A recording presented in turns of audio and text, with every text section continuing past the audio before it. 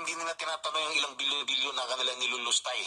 Bakit itong kay Sara napakaliit?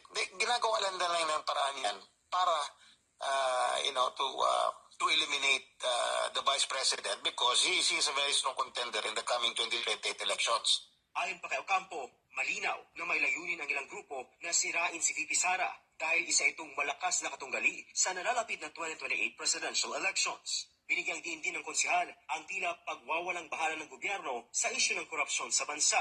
Alam mo, hindi lang nakasama ko yan sa politika si Vice President Sara Duterte. Nakasama ko yan sa trabaho as media. Oo, talent namin yan sa GMA before.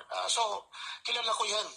Simulat nung hindi pa siya naging public official, I know her. Walang korupsyon. Pwede kong itaya ang karir ko for the Vice President na talagang yung kanyang credibility hindi matatawaran kanyang credibility ang iyang pagkatunay na makabayan. Pinuuna na talaga ang tao. Masaya naman si Ocampo na naantala ang impeachment proceedings dahil sa adjournment ng Senado hanggang Hunyo. Nagbigay din ng komento ang konsehal sa kasalukuyang estado ng ekonomiya ng bansa.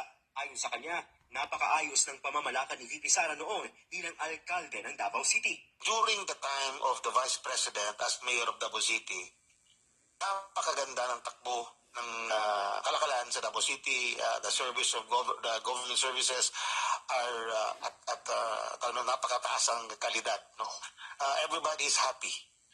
Davao City is safe and it reaps awards left and right at the most livable city, child-friendly city, the best Davao City Police Office, you name it.